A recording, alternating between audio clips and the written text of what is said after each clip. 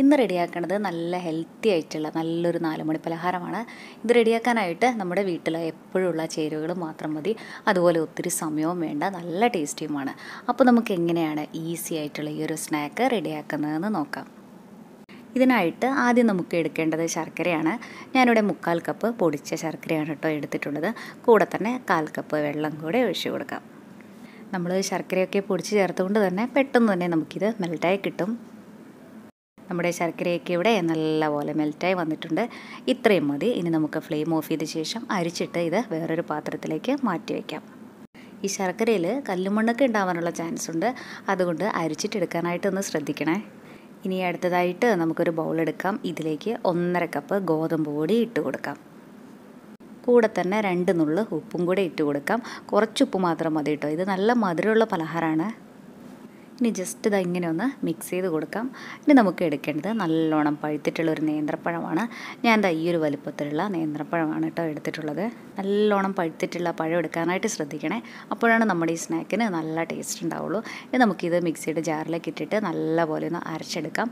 വെള്ളമൊന്നും ചേർത്തിട്ടല്ല, ഈ പഴത്തിൻ്റെ ജ്യൂസ് കൊണ്ട് തന്നെ നമുക്കിത് നന്നായിട്ട് അരഞ്ഞു കിട്ടും. ഇനി നമ്മൾ ഈ അരച്ചെടുത്തിട്ടുള്ള ബനാന പ്യൂരി നമുക്ക് ഈ ഗോതമ്പ് പൊടിയിലേക്ക് ഒഴിച്ചു കൊടുക്കാം. ഇനി ഇതിലേക്ക് ചേർക്കണത് നമ്മൾ നേരത്തെ ശർക്കരപ്പാനി ഉണ്ടാക്കി വെച്ചിട്ടുണ്ടായിരുന്നില്ലേ, അതിൽ നിന്ന് 1 ടീസ്പൂൺ ശർക്കരപ്പാനിയാണ് കേട്ടോ ഒഴിച്ചു കൊടുക്കുന്നത്. ഇനി ഇതെല്ലാം കൂടെ ജസ്റ്റ് ഇതാ ഇങ്ങനെ ഒന്ന് മിക്സാക്കി കൊടുക്കാം. ഇനി ഇതിലേക്ക് 1 കപ്പ് ഇളം ചൂടുള്ള വെള്ളം കുറേശ്ശെ ഒഴിച്ചു കൊടുത്തിട്ട് നമുക്കിത് നന്നായിട്ടൊന്ന് മിക്സാക്കി എടുക്കാം. നമ്മളിവിടെ റെഡിയാക്കണത് അടയാണ്. നമ്മുടെ ഈ ഒരു അട നല്ല സോഫ്റ്റായിട്ട് വരാനായിട്ടാണ് നമ്മൾ ചൂടുവെള്ളം ചേർക്കണത്. നല്ല ചൂടൊന്നും വേണ്ട, ചെറിയ ചൂട് മാത്രം മതി. അതുപോലെ ഒത്തിരി വെള്ളമൊക്കെ നമ്മൾ ആദ്യമേ ഒഴിച്ചു കൊടുത്തു കഴിഞ്ഞാൽ ചിലപ്പോൾ വെള്ളമൊക്കെ കൂടി പോകാനുള്ള ചാൻസ് ഉണ്ട്. അതുകൊണ്ട് എപ്പോഴും കുറേശ്ശെ ഒഴിച്ചിട്ട് ഇങ്ങനെ മിക്സ് ചെയ്തെടുക്കണതാണ് കേട്ടോ നല്ലത്. കണ്ടോ, ദാ ഈ ഒരു പാകത്തിലാണ് നമുക്ക് ഈ മാവ് കിട്ടേണ്ടത്. ഒത്തിരി ലൂസായിട്ടും അല്ല, ഒത്തിരി തിക്കായിട്ടും അല്ല. നമ്മളിതുപോലെ മാവൊക്കെ മിക്സ് ചെയ്ത് വരണ സമയത്ത് കുറച്ച് ലൂസായി പോയി കഴിഞ്ഞാലും സാരമില്ല. ഇതിലേക്ക് കുറച്ച് ഗോതമ്പ് പൊടിയും കൂടി ഇട്ടിട്ട് ഇതാ ഈ ഒരു പാകത്തിൽ എടുത്താൽ മതി. ഇനി മാവ് ഇവിടെ ഒന്ന് മാറ്റി വയ്ക്കാം. അടുത്തതായിട്ട് നമ്മുടെ ഈ ഒരു അടയിലേക്കുള്ള ഫില്ലിംഗ് ആണ് കേട്ടോ റെഡിയാക്കണത്. അതിനായിട്ടൊരു പാത്രത്തിലേക്ക് 1 ടീസ്പൂൺ നെയ്യ് ഒഴിച്ചു കൊടുക്കാം. നെയ്യൊക്കെ നമ്മുടെ ടേസ്റ്റിനനുസരിച്ചിട്ട് കൂടുതലോ കുറവോ ഒക്കെ ചേർക്കാം. ഇനി ഇതിലേക്ക് ചേർക്കണത് 1.5 കപ്പ് ചിരകിയ തേങ്ങയാണ്.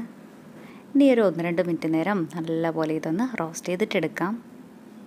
നമ്മുടെ ചാനലിൽ നമ്മുടെ വീട്ടിൽ എപ്പോഴുള്ള ചേരുവകൾ വെച്ച് സിമ്പിളായിട്ട് തയ്യാറാക്കാൻ പറ്റുന്ന കുറേ നല്ല റെസിപ്പീസൊക്കെ ഉണ്ട്.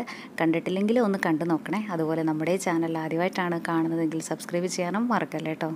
നമുക്ക് ഈ തേങ്ങയുടെ കളറൊക്കെ മാറിക്കിട്ടേണ്ട ആവശ്യമൊന്നുമില്ല. ആ തേങ്ങയും നെയ്യും കൂടെ നന്നായിട്ടൊന്ന് യോജിച്ച് കിട്ടിയാൽ മാത്രം മതി. ഇനി ഇതിലേക്ക് നമ്മൾ നേരത്തെ അരിച്ച് മാറ്റി വെച്ചിട്ടുണ്ടായിരുന്ന ശർക്കരപ്പാനിയില്ലേ, അതങ്ങ് ഒഴിച്ചു കൊടുക്കാം.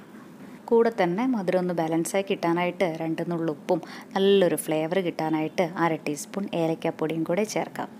ഇനി ഇതിങ്ങനെ 2-3 മിനിറ്റൊക്കെ നമ്മൾ ഇളക്കി കൊടുക്കുന്ന സമയത്ത് ആ ശർക്കരപ്പാനിയൊക്കെ വറ്റിക്കോളും. ഇത് ഒത്തിരി ഡ്രൈ ആക്കി എടുക്കണ്ട, ദാ ഈ ഒരു പാകത്തിലെടുത്താൽ മതി. ഇത്രയും ആയിക്കഴിഞ്ഞാൽ നമുക്കിനി ഫ്ലെയിം ഓഫ് ചെയ്യാം. ഇനി അടുത്തതായിട്ട് നമ്മുടെ ഈ ഒരു അട റെഡിയാക്കാനായിട്ട് നമുക്ക് എടുക്കേണ്ടത് വാഴയിലയാണ്. ഞാൻ ഈ വാഴയില നല്ലപോലെ കഴുകിയ ശേഷം ഒന്ന് ചൂടാക്കിയും കൂടി എടുത്തിട്ടുള്ളതാണ്.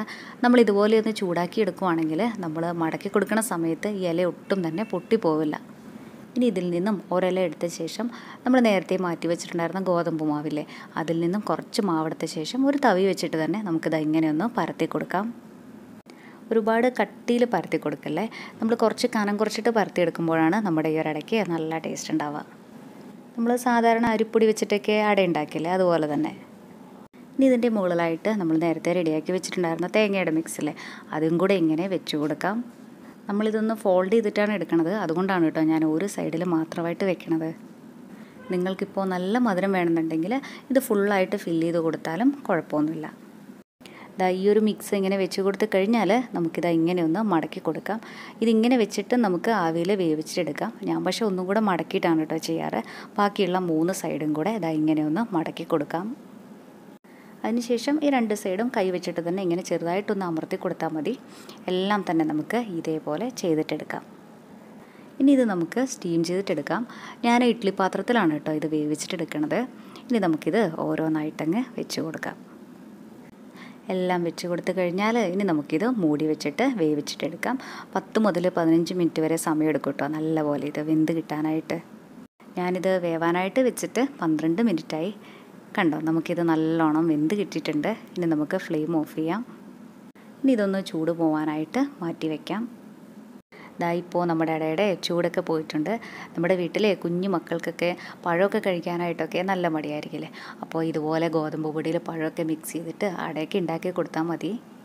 ഇത് കഴിക്കാനായിട്ട് നല്ല ടേസ്റ്റ് തന്നെയാണ്. നല്ല ഹെൽത്തി ആയിട്ടുള്ള ഗോതമ്പ് പൊടി കൊണ്ടുള്ള ഈ അട ഇതുപോലെ തയ്യാറാക്കി നോക്കിയിട്ടില്ലെങ്കിൽ ഒരു തവണ ഇങ്ങനെയൊന്ന് തയ്യാറാക്കി നോക്കണേ. എന്നിട്ട് അഭിപ്രായം പറയാൻ മറക്കല്ലേ. താങ്ക്